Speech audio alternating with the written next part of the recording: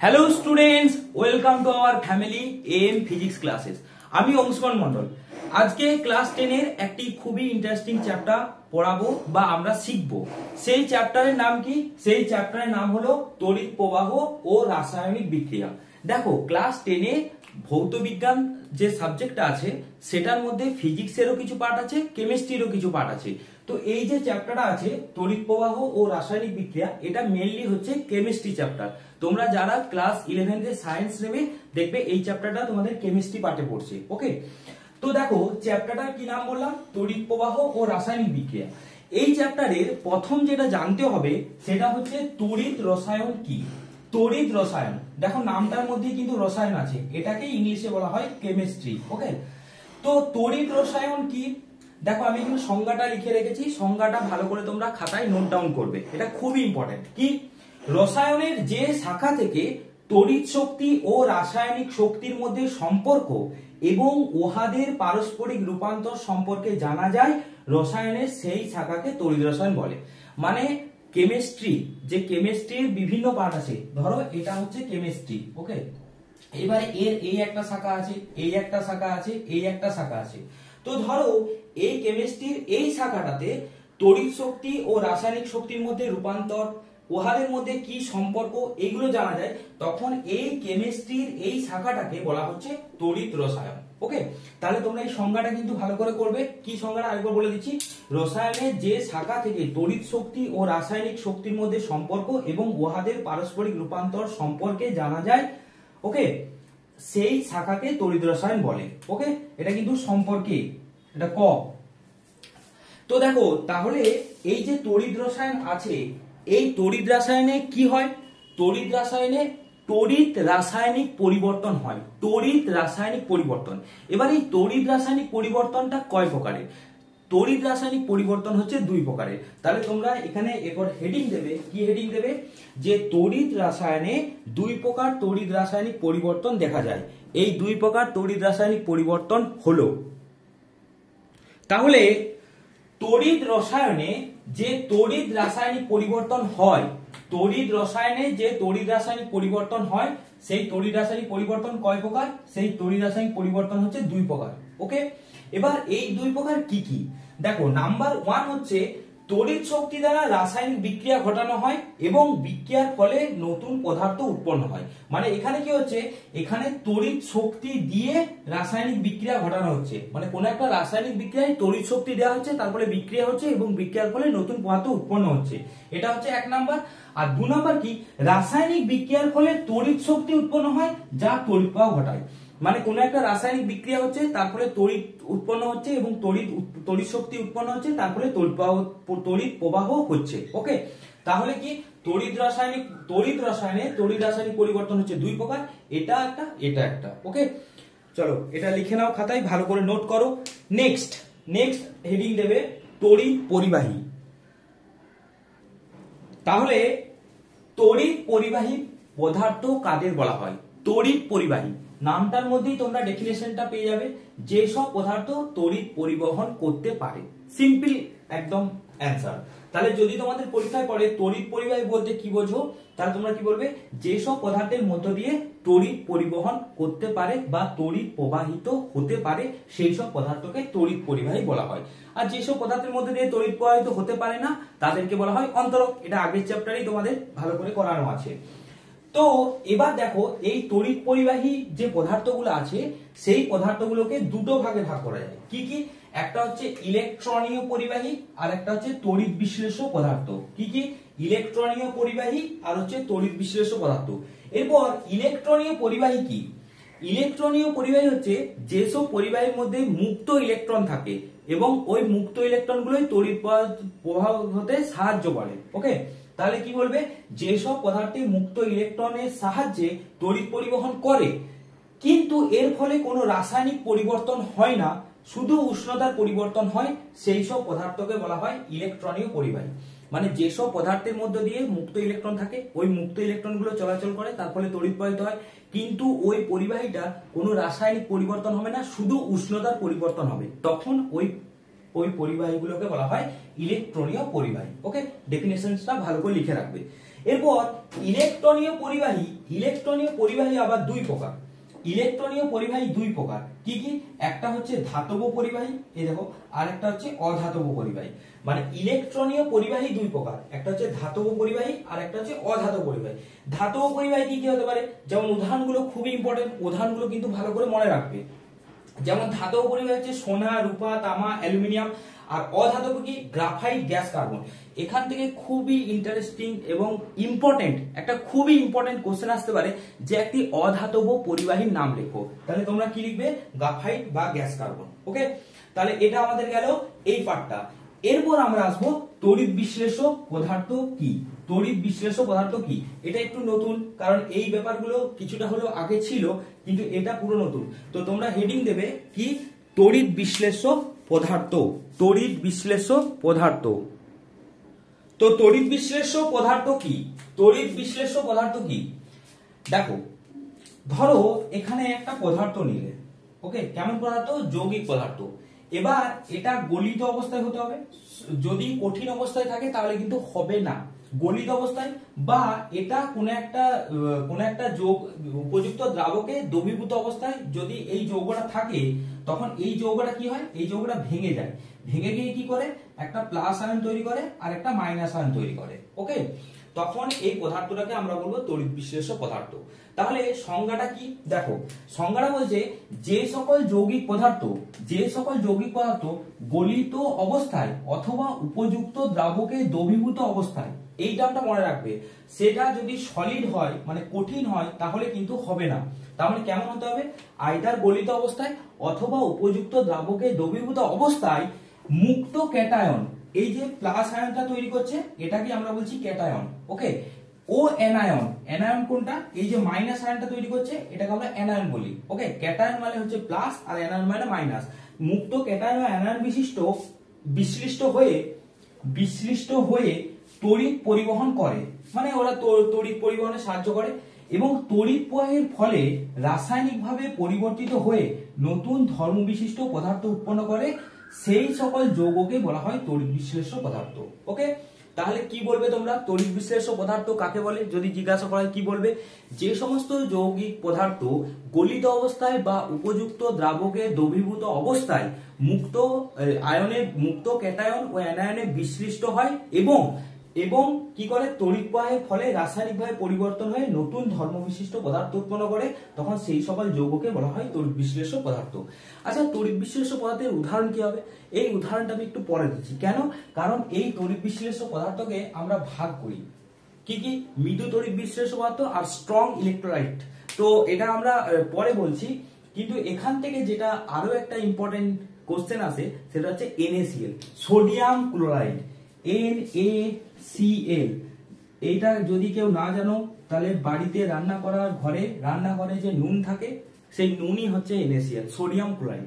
তো এই সোডিয়াম ক্লোরাইডটা আমরা দেখব, কারণ এই সোডিয়াম ক্লোরাইড থেকে আমাদের কোশ্চেন আসে কি রকম, যে সোডিয়াম ক্লোরাইড কি সলিড অবস্থায় মানে কঠিন অবস্থায় কি তড়িৎ পরিবহন করতে পারে কি পারে না। 2 নম্বর হচ্ছে গলিত অবস্থায় NaCl তড়িৎ পরিবহন করতে পারে কি পারে না, বা উপযুক্ত দ্রাবকে দ্রবীভূত অবস্থায় NaCl তড়িৎ পরিবহন করতে পারে কি পারে না।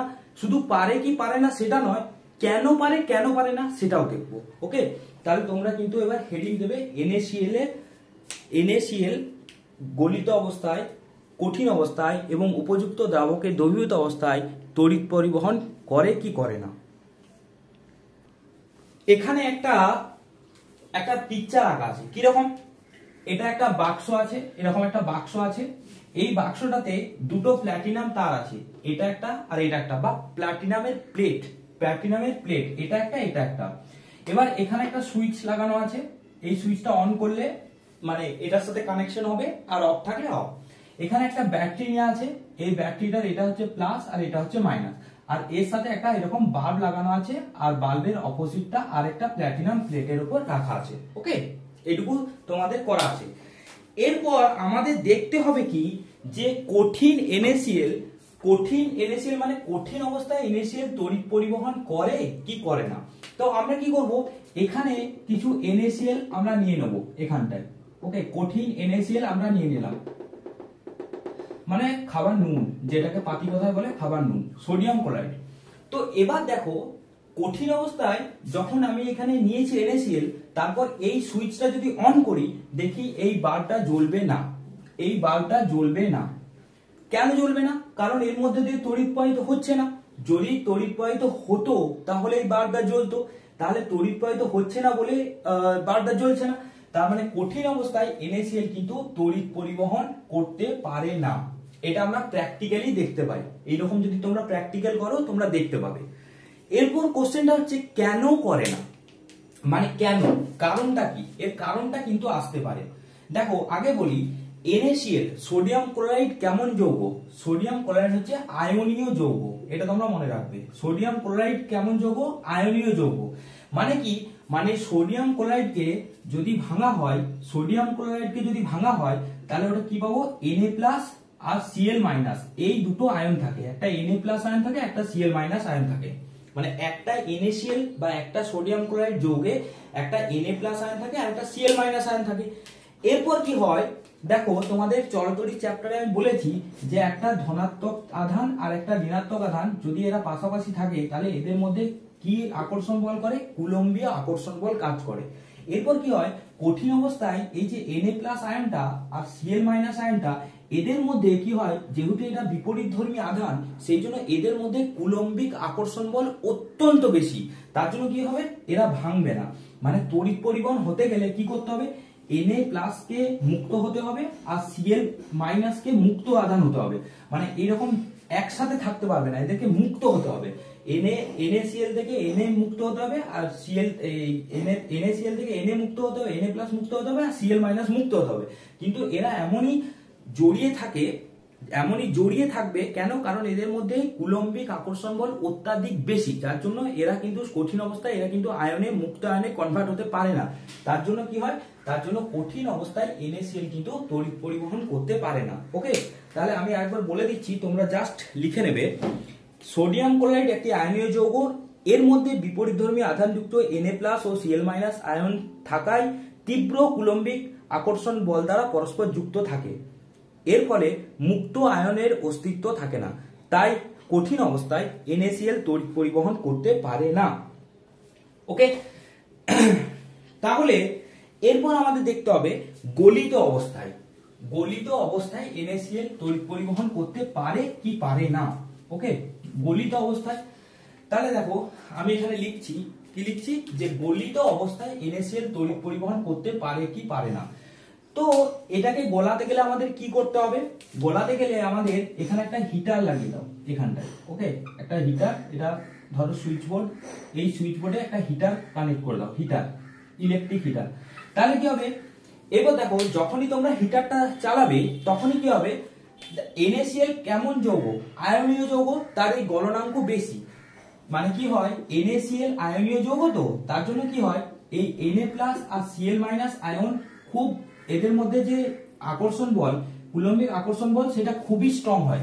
তার জন্য কি হয়, তার জন্য এদের গলনাঙ্ক অনেক বেশি হয়। মানে NaCl কে পুরোপুরি Na+ আর Cl- আয়ন এরকম ব্রেক করতে অনেকটা হিট লাগে। তো এখানে হিটার আমি দিয়েছি। হিটারের পর কি হবে, এই যে এখানে NaCl আছে, তারা কি হবে, আস্তে আস্তে Na+ আর Cl- আয়নে আস্তে আস্তে এরকম মুক্ত আয়নে এরা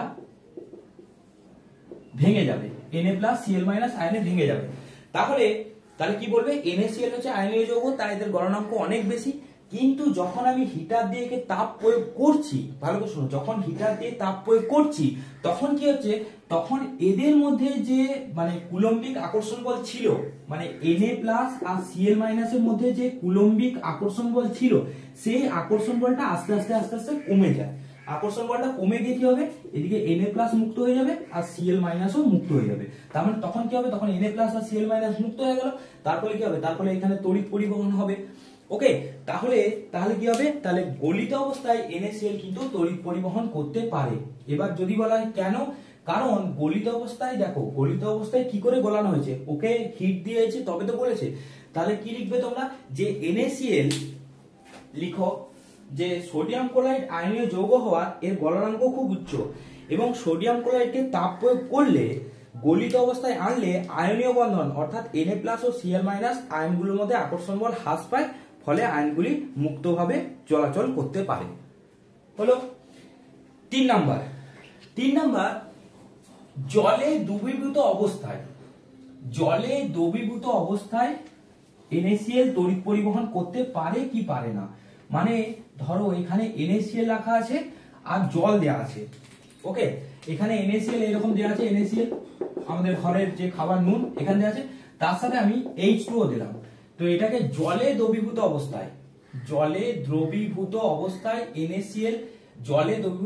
NaCl তড়িৎ পরিবহন করতে পারে কি পারে না।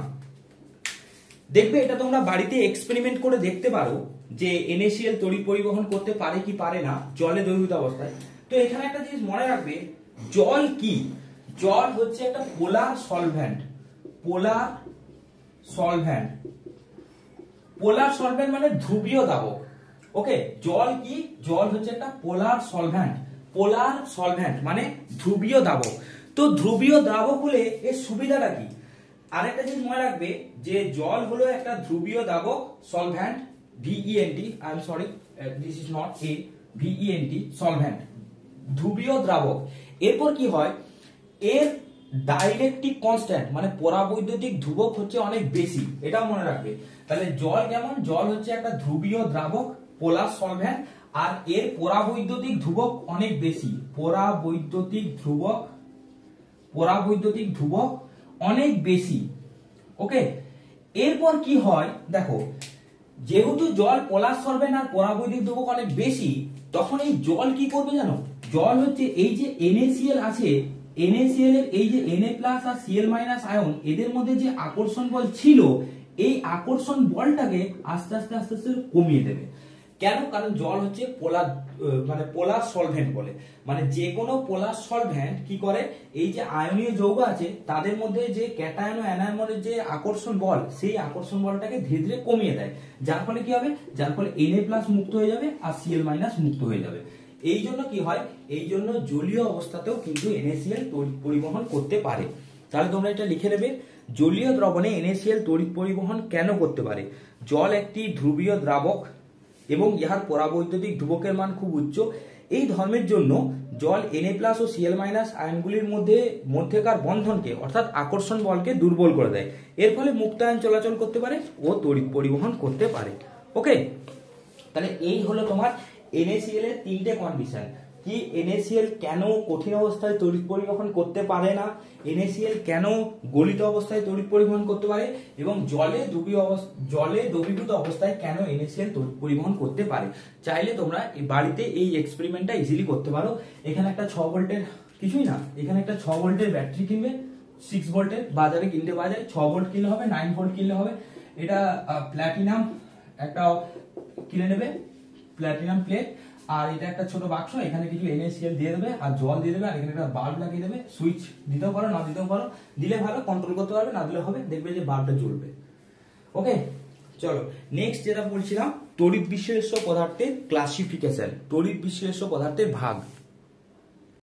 দেখো, তড়িৎ বিশ্লেষ্য কি কি টাইপের হয়? প্রথমত হচ্ছে ওদের টাইপটা ভাগ করা হয় কিভাবে, সেটা হচ্ছে ওই তড়িৎ বিশ্লেষ্য পদার্থটা জলীয় দ্রবণে ওর তড়িৎ পরিবাহিতার মান কেমন হয়, মানে ও কেমন তড়িৎ পরিবহন করতে পারে, সেই অনুযায়ী তড়িৎ বিশ্লেষ্যকে দুটো ভাগে ভাগ করা যায়। একটা হচ্ছে তীব্র তড়িৎ বিশ্লেষ্য পদার্থ আর একটা হচ্ছে মৃদু তড়িৎ বিশ্লেষ্য পদার্থ। তাহলে কি লিখবে? তড়িৎ বিশ্লেষ্য পদার্থের জলীয় দ্রবণে তড়িৎ পরিবাহিতার মান অনুসারে দুই ভাগে ভাগ করা যায়, একটা হচ্ছে তীব্র তড়িৎ বিশ্লেষ্য পদার্থ ও মৃদু তড়িৎ বিশ্লেষ্য পদার্থ। এবার তীব্র তড়িৎ বিশ্লেষ্য পদার্থ কাদেরকে বলে?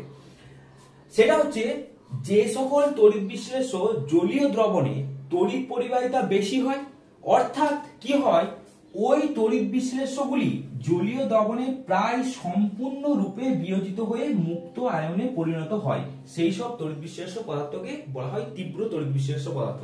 ধরো এখানে একটা পদার্থ নিয়েছো A, এবার এটা জলীয় দ্রবণে, মানে এটাই জল অ্যাড করেছো H2O, এবার দেখা গেল এখানে যত সংখ্যক আয়ন ছিল সবগুলো ব্রেক করেছে, মানে এর মধ্যে যতগুলো ভাঙা যায় সব ব্রেক করে গেছে, তখন এটা হচ্ছে কি তীব্র তড়িৎ বিশ্লেষ্য পদার্থ। এরপর যদি বলা হয় তাহলে মৃদু তড়িৎ বিশ্লেষ্য পদার্থ কি, এই সংজ্ঞাটাই ওখানে ঘুরে লিখবে। কি রকম? যে সকল তড়িৎ বিশ্লেষ্য পদার্থের জলীয় দ্রবণে তড়িৎ পরিবাহিতা কম, এই যে বেশির জায়গায় মৃদু যখন তোমরা লিখবে সংজ্ঞাটা, তখন এই বেশির জায়গায় কম লিখবে এবং ওই তড়িৎ বিশ্লেষ্য পদার্থগুলি জলীয় দ্রবণে প্রায় আংশিক রূপে বা খুব সামান্য পরিমাণে বিয়োজিত হয়ে মুক্ত আয়নে পরিণত হয়, সেই সব পদার্থকে বলা হয় মৃদু তড়িৎ বিশ্লেষ্য পদার্থ। ওকে, তাহলে তীব্র তড়িৎ বিশ্লেষ্য পদার্থ, মৃদু তড়িৎ বিশ্লেষ্য পদার্থ। এখন আমি উদাহরণ দিইনি। উদাহরণ কেন দিইনি? কারণ তীব্র মৃদু এই দুই প্রকার তড়িৎ বিশ্লেষ্য কি কি হতে পারে? অ্যাসিড হতে পারে, ক্ষারও হতে পারে। তাই আমি একটু পরে ওটা ডিটেলসে বলবো। তাহলে তীব্র তড়িৎ বিশ্লেষ্য পদার্থ কাকে বলে এবং মৃদু তড়িৎ বিশ্লেষ্য পদার্থ কাকে বলে খুব ভালো করে তোমরা লিখবে। ওকে, এখান থেকে আরেকটা কোশ্চেন আসতে পারে যে তীব্র তড়িৎ বিশ্লেষ্য পদার্থ ও মৃদু তড়িৎ বিশ্লেষ্য পদার্থের পার্থক্য কি? দেখো, পার্থক্য তো হয়ে গেল। এক নাম্বার পার্থক্য হচ্ছে যে তীব্র তড়িৎ বিশ্লেষ্য পদার্থ জলীয় দ্রবণে তড়িৎ প্রবাহিতা বেশি, এখানে মৃদু তড়িৎ বিশ্লেষের ক্ষেত্রে জলীয় দ্রবণে তড়িৎ প্রবাহিতা কম। হয়ে গেল একটা পার্থক্য। দুই নম্বর পার্থক্য, এরা জলীয় দ্রবণে সম্পূর্ণরূপে আয়নে বিয়োজিত হয়ে মুক্ত আয়নে পরিণত হয়, এরা কিন্তু জলীয় দ্রবণে সম্পূর্ণরূপে হয় না, আংশিক বা সামান্য রূপে। আচ্ছা, আরেকটা হচ্ছে এই তীব্র তড়িৎ বিশ্লেষ্য পদার্থগুলো সাধারণত আয়নীয় যৌগ হয়, আর এই মৃদু তড়িৎ বিশ্লেষ্য পদার্থগুলো সাধারণত সমযোজী যৌগ হয়। ওকে, সমযোজী যৌগ হয়। মৃদু তড়িৎ বিশ্লেষ্য পদার্থগুলো সাধারণত ধ্রুবীয় সমযোজী যৌগ হয়, আর এরা সাধারণত তড়িৎযোজী হয়। আর 4 নম্বর পয়েন্টে কি দেবে?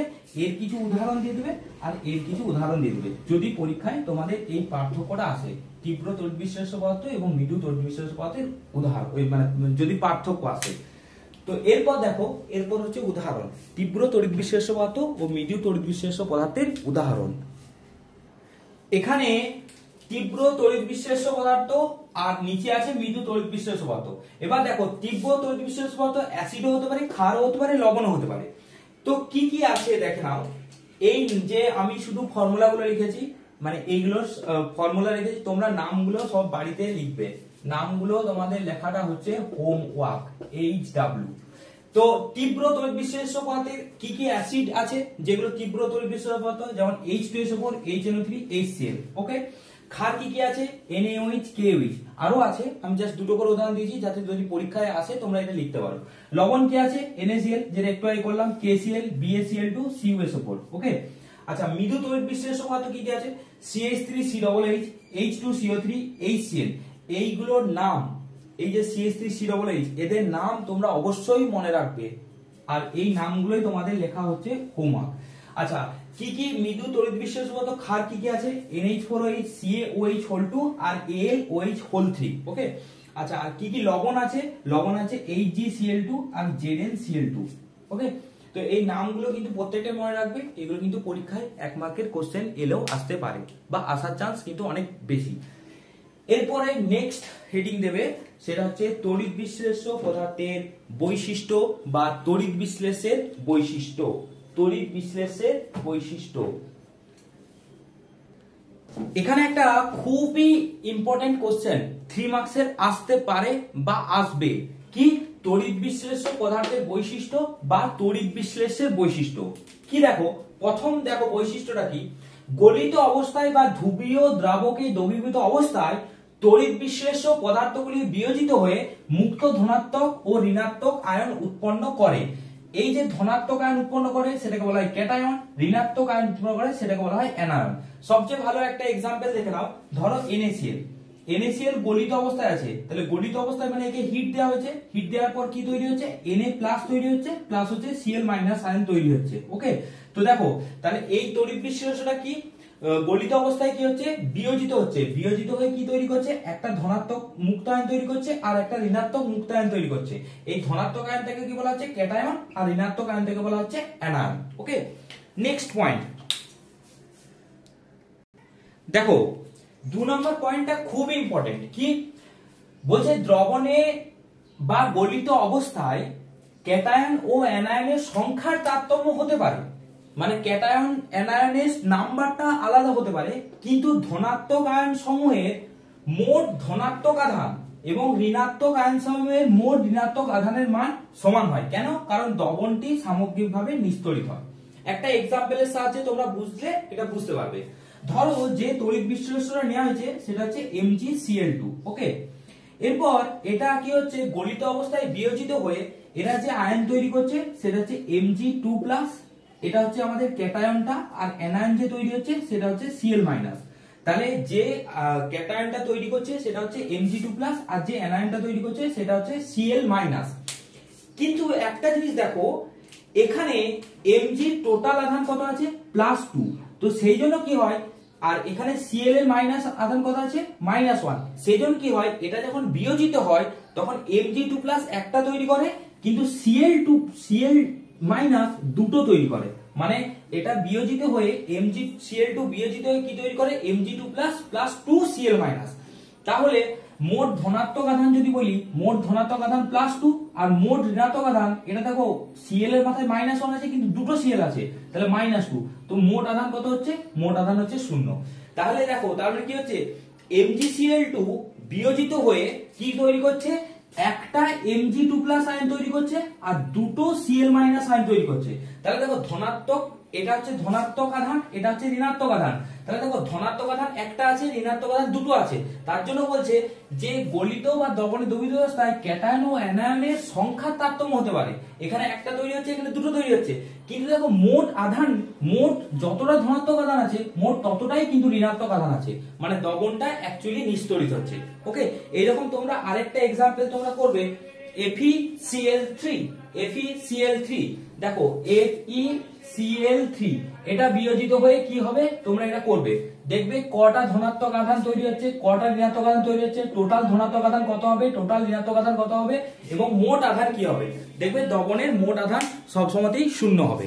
ওকে, চলো নেক্সট হচ্ছে তড়িৎ বিশ্লেষের বৈশিষ্ট্য নাম্বার 3। এটা হচ্ছে তড়িৎ বিশ্লেষের বৈশিষ্ট্য নাম্বার 2 ছিল, এরপর হচ্ছে তড়িৎ বিশ্লেষের বৈশিষ্ট্য নাম্বার 3। নাম্বার 3টা দেখো, আমরা যে যন্ত্রে আমরা তড়িৎ বিশ্লেষণটা করব, তড়িৎ বিশ্লেষণ যে যন্ত্রে করি হলো, এটা ধরো যন্ত্রটা, এরপর এখানে একটা প্লেট থাকে আর এখানে একটা প্লেট থাকে। তো যে প্লেটটা ব্যাটারির পজিটিভের সাথে যুক্ত থাকে সেই প্লেটটাকে আমরা কি বলি, সেই প্লেটটাকে আমরা বলি অ্যানোড, কারণ অ্যানোডে সব সময় আধান হয় প্লাস, এটা তোমরা মনে রাখবে। ওকে, এটাকে আমরা কি বলি, অ্যানোড হলো। আর যে প্লেটটা আমি এই ব্যাটারির নেগেটিভের সাথে যুক্ত থাকবে সেটাকে বলা হয় ক্যাথোড। ওকে, ক্যাথোড। এবার ধরো যে তড়িৎ বিশ্লেষ্যটা আছে সেই তড়িৎ বিশ্লেষ্যটা ধরো এই এখানে থাকবে, এবার সেই তড়িৎ বিশ্লেষ্যটা ধরো আয়নে এইভাবে ভেঙে গেছে, এটা হচ্ছে তড়িৎ বিশ্লেষ্য পদার্থ, এটা এরকম আয়নে ভেঙে গেছে। তাহলে এবার আমাকে বলো যে তাহলে এই যে তড়িৎ বিশ্লেষ্যটা বিয়োজিত হয়েছে আয়নে, তো এগুলো হচ্ছে ক্যাটায়ন আর এগুলো হচ্ছে অ্যানায়ন। তাহলে বলো তো ক্যাটায়নটা কার দিকে অ্যাট্রাক্টেড হবে, ক্যাটায়নের চার্জ তো প্লাস, তাহলে এই প্লাস চার্জটা কার দিকে অ্যাট্রাক্ট হবে, ক্যাথোডের দিকে। এই জন্য মনে রাখবে 3 নম্বর বৈশিষ্ট্যটা কি না, তড়িৎ বিশ্লেষ্য পদার্থ যখন বিয়োজিত হয়ে ক্যাটায়ন ও অ্যানায়ন তৈরি করে তখন ক্যাটায়ন ক্যাথোডের দিকে আকৃষ্ট হয় ও অ্যানায়ন অ্যানোডের দিকে আকৃষ্ট হয়। মনে রাখবে এই যে অ্যানায়নের A আর এই যে অ্যানোডের A, অ্যানায়নের A অ্যানোডের A, R ক্যাটায়নের C R ক্যাথোডের C, ক্যাটায়নের C ক্যাথোডের C, এইভাবে তোমরা মনে রাখবে। Okay, anion anode, cation cathode, anion anode, cation cathode.